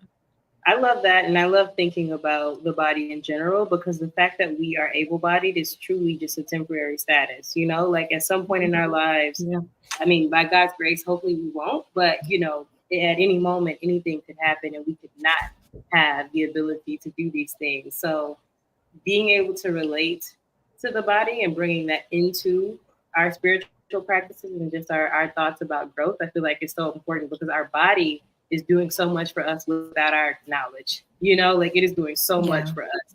And I think our body understands that, like, yes, so are we. We are also doing a lot for us. That's why our mind is just like, no worries, I'll just survive on hot Cheeto Puffs. It's fine. It's fine. I thought about, so I practice sensual yoga, and one of these days when I have time, I'm going to get certified. But this week I journaled the sentence, I'm firm enough to be flexible. And that has been something that you can like put it on a tote bag or something like the girls do. Because just that image to me, you know, like it takes strength to be flexible. It takes strength to be adaptable. And even thinking about my body, when I am able to bend and do all of these things, I think a lot of times people get the illusion that a body that is fluid in that way is soft and malleable. And in some ways it is, but that body is also strong. That person who is doing that also has a very strong command of letting go of their core, you know, letting go of these things that would normally firm up and prevent them from being able to move in certain ways. So I'm offering that. And I'm going to read this. We're barreling towards the end, so thank y'all for sticking around. I always think these conversations are going to happen in an hour and a half, and they never do. But this is a card from a tarot deck, the Rider-Waite tarot deck. I should have noted the artist here. I'll go back and add that. But I'm going to read a description here from Biddy Tarot about the Hanged Man card. It's one of the major arcana cards, if you're familiar with tarot. And this is a card that challenges us to change our perspective. So an opening quote, what got you here won't get you there. The Hangman reminds you that sometimes you have to put everything on hold before you can take the next step, or the universe will do it on your behalf. You may have heard the saying, what got you here won't get you there. The Hangman calls you to release the old mental models and behavioral patterns that no longer serve you, so you can see your world from a new perspective and embrace your new opportunities that would have otherwise been hidden from you if you didn't hit the brakes. So I wanted to throw this card in there because this is a card that I always pull out when I don't know. The Hangman is also the ultimate card of surrender. When you can't go forward, you can't go back, and you just need to just hang out there for a second. And he's hanging upside down as an idea that our root is actually up top from our crown. We get our information through here. So the idea that he is or that they are upside down is so that they can plug back into the root system. And there's lots of thoughts behind that. I invite you to go and explore the Hangman. But today I want to offer it as an opportunity to think about how can redirections be offering something to us. So here's a question for your journals. What lessons or opportunities might this redirection in life be offering you? I can speak for myself quickly. when I decided to resign from my job, I thought it was going to be at this appointed time and I was going to have more time to get things together. And you know what? It just did not happen that way. I had to do what I had to do. And although that was an opportunity that I got to go in and in myself, I have been in situations that have not been that. And so many of that has happened this year alone. But when I look back, I just realized that everything that I was so frustrated with in the moment that, was I'm feeling impatient. Where is this? Where are my resources? Where is this income coming from? Where's this next opportunity coming from? Sometimes I can feel like people are passing me by, but I look back and I realize that everything has worked out perfectly. And this time is actually offering me so much information. And more than anything, sometimes I say, thank God I did not get what I asked for. Like, oh my God. Or if I'm just so happy that I had this additional 2 months to stop and to think before I actually moved into the thing because I wasn't as ready as I thought I was. So here's a question for your journals. Write that down and answer that when you have some time. But LaRahia, Ashley, any thoughts on that? The lesson and the opportunity is to grow. Like the lesson is to roll with the punches. The lesson is to accept. And the lesson is to remember that is to have faith. That's one thing that I've been repeating to myself over and over. And like I've been praying a lot during this time of transition. And I'm not a particularly religious person, but I just have been compelled to like, I don't know what's about to happen. I don't know what's going to happen. I don't know where the money's going to come from. I don't know where the next thing, like, I don't know.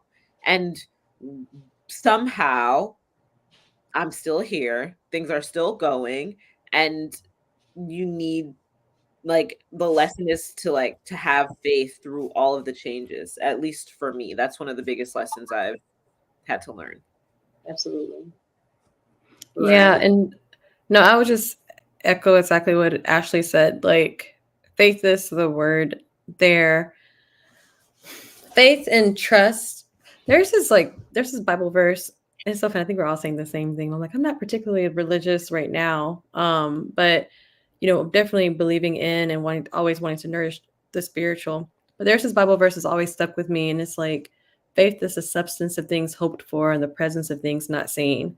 And I don't know why, like, I think it also stuck with me because faith is something that a lot of times I feel like I struggle with because I want something a little bit more concrete, right? Like, to me, trust is something that's built from, like, you've witnessed it before. There's something tangible behind it. And faith is a little bit more like about like some part hope, right? Some part, I believe that this is going to happen or what have you. But anyhow, I think that like faith has been the journey that I'm on right now, to having faith in myself and my abilities to pivot, to, land on my 2 feet, regardless of what gets thrown at me. And also to have faith in the people and resources around me. So yeah, y'all might hear Azzy. She's like, what is going on? She said, yes. This is my reality, and I love it. But yeah, so I'd say that like faith is also the lesson that I feel like I've been trying to learn for like the last 2 years. This is not a like in the last 2 months thing. This has been a long ongoing hard earned and heart learned lesson, but I appreciate it. Yeah. I feel like my relationship with faith, it just gets deeper and deeper. For me right now, faith is being willing. My faith is being willing to let go of what I thought I knew. Even if I was very excited about it. Like when I resigned from that job, I came into this loft and this is something that I dreamed about. And I was just willing to say to myself, like, okay, I'm not going to be attached to this and I'm going to be willing to lose this. I'm going to be willing to stand in alignment with myself. I'm going to be willing to say, even if this cost us a lot of things, you made the right decision and I'm proud of you. Like I feel like my faith has just become, I think about it. I used to think about faith as something outside of myself, right? I pray for faith. I need faith to come to me. And now I see it as something that has been really it's a really internal and intimate process and decision. And, it's a very quiet thing. My faith is sometimes just the idea that I'm just going to hold something in my orbit. Maybe this is a dream, my dream of having land. This is something that is, probably, at least in my mind, decades out. But just being willing to dream about that and have a little Pinterest board and just continue to like contribute to those ideas, or even like my faith to show up as a different type of leader. Like I have to have these quiet moments with myself, because you find yourself in the moment and it's just like, okay, like I can shift or I can do what is comfortable, for the place that I'm in. And it's that faith that gives me just a little bit of courage to like get the start of the sentence out there. And then it's just like, well, I might as well finish it now. I see I get the start of the sentence. Chef cousin. I was saying I see a Shantae too. Hey, Tay. We are almost towards the end here. I just have a few more slides, just to kind of wrap up this conversation and leave us in a contemplative place. Hopefully you've been writing down these questions so that you can come back and just ask yourself. I expect your answers to these questions to change over time. Like this is something that I think you should also just be thinking about this month, because you probably will find that new information will come to you so you can shift. And that really is what these last few slides are about. My friend Bree actually hit me to this, but trust the unplanned path. If things can go terribly wrong, then they can absolutely go terribly right. And when I think about the unknown, I always think about the unknown as being something negative. I don't know what's going to happen, and that's not a good thing, right? It's not a good thing if Nick wakes up and y'all have not given her a by the minute script of what's going to happen. I don't like it. I don't like it. I don't like it. And then, I'm just like, well, who am I? Who am I? So there is a lot of good that can happen on these unplanned paths. And like we already said, like control is an illusion anyway. So it's not like we have a plan at play. The fact that we get some things right with our guesses is sheer luck, and part of us being in co-creation with the energy around us. But truly, this experience is an unplanned thing. So, Ashley, LaRahia, what comes to mind when you think about the unplanned path?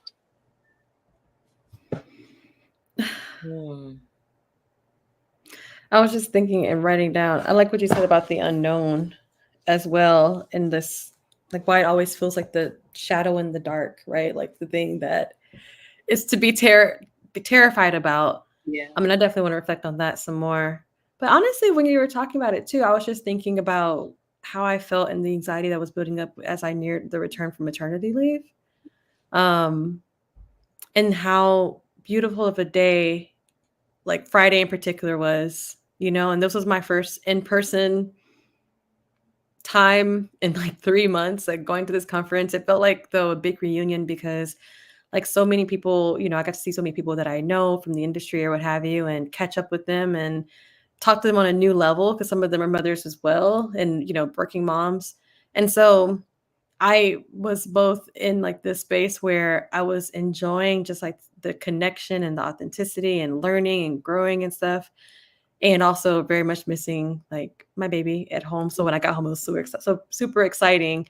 But I really did not know what to expect from that day. And I think that I kind of worked it up in my head going into it, that it was going to be this very stressful, that I was going to be, I don't know, like unrefined.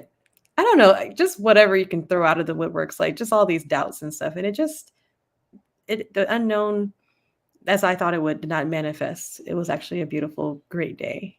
Yeah. Yeah. Do you believe that you are cared for? Do I? Yeah. Yes. Yeah. Yes. Yeah. I asked that because I feel like that makes it easier to trust the unknown. When I remember that I am deeply loved, I am deeply cared for. And although there are things that are happening by people who don't care for me, and even the people that care for me unintentionally, right? Like maybe a life transition happens, like that may cause me grief, but it's not done because people do not care about me. So when you think about, I'm just listening to your story,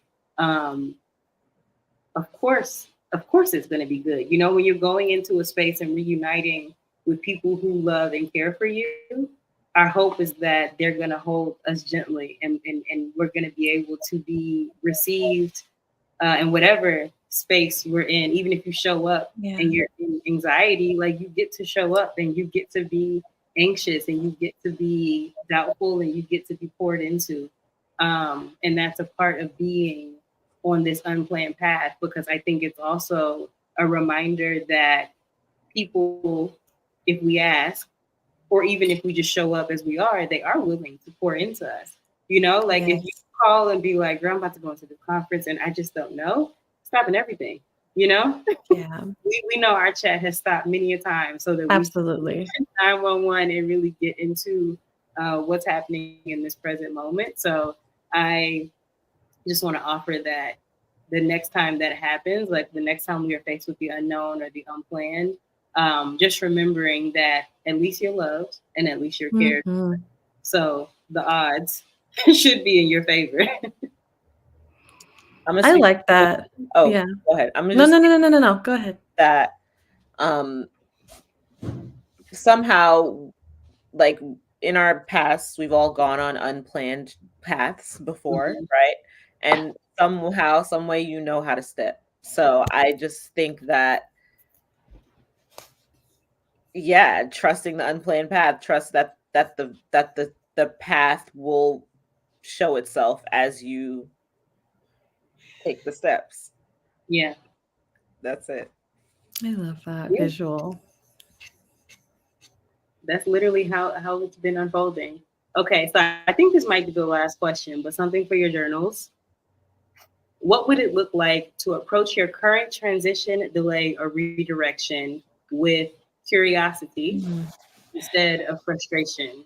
And curiosity is the key word here, because curiosity is a feeling that can really, it's a perspective that can really unlock a lot of wisdom. Frustration is a low vibration. When we're frustrated, it's very heavy. It's very, there has to be a victim in order for somebody to be frustrated. But curiosity allows you to really get on top of the situation. And going back to that hangman, it allows you to be willing to change your perspective, because I'm not so invested in what is happening to me or what I am losing in this moment. Instead, I'm just looking at the situation and I'm just curious about it, right? So, in literal sense, that may be something that is happening today. Okay, what is this trying to teach me? What is this trying to show me right now? What am I missing? Because sometimes I really do feel like that's how spirit, the universe, whatever you call it, I feel like that's how that energy communicates with us. When it's walking through my house and I'm tripping over things, sometimes I remember like, okay, I need to slow down. I didn't even realize how fast I was just moving, but like I just dropped three things and I just stubbed my toe on the couch, and that's really frustrating. But if I stop for a second and I just get curious, I can realize like, oh my God, like I must be anxious. I'm moving fast, my shoulders are tense, and then I can go into a space of just being able to be there for myself. So there's a lot of wisdom to be gained in being curious. Ashley, Ryan, anything to add to that? I'm just thinking about like direction, like way forward, right? Um, being curious about, instead of like doubling down on what I have been doing, how can I think about new ways to do what I've been doing, or trying something completely new? And for me, and like I've switched careers a bunch, but it's because I'm just like, I have a lot of interests and I'm like, what if I tried doing this? And then it takes me, and then I'm on that path for a little while. And then it's always just one thing for me. They pressure us so much at 17, you pick a major, this is what you're going to do for the rest of your life, da, da, da, da. And that thought process consumed a lot of my 20s. But eventually I recognized that you don't have to know what you're going to do forever. You just have to know what you want to do next. So just being curious about what you want to do and like curious about the world will unlock that for me, and for anyone. So No, that I like that saying, Ashley, being curious about or focusing on what's next, not your forever thing. And yeah, I don't really have a lot to add to that. I think that if I I think that moving with curiosity versus frustration, curiosity is like this thing that allows you to focus. I don't know, I'm getting this visual of like focusing outside of the self, Mm. right? And that's not completely accurate because of course you can be curious and like explore your own self as well. So it can, but it really is about depth. I feel like when I approach things with a curious mind, I'm able to go deeper into whatever I'm putting my attention towards versus frustration keeps things very surface level. Yeah. Like I'm like my energy is being spent and expended on something that's not very productive on the when it comes to frustration versus directing it and exploring something that is new or something that's old in a new way. Um, Curiosity gets me further. Yeah, I agree. Curiosity just reminds me that I have more agency in this moment. Mm-hmm.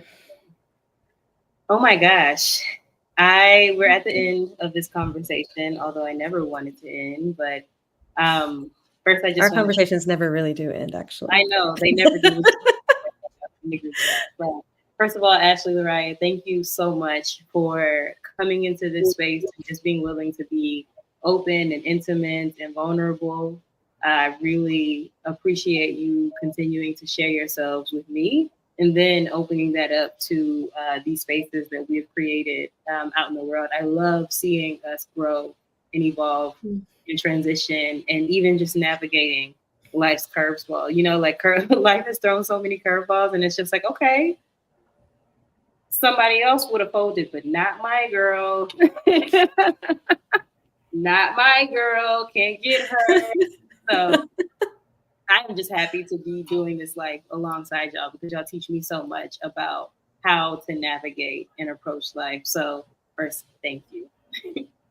Thank you for having us. Yeah, thanks for having us. And I will say too, a lot of it is just the support system and the people around, right? Like that you don't feel like, I don't know, I just feel like having these relationships, this sisterhood, for instance, when the pressure is being dialed up in life, it's not all on you. Like it disperses amongst your group because everyone's there like, mm-mm.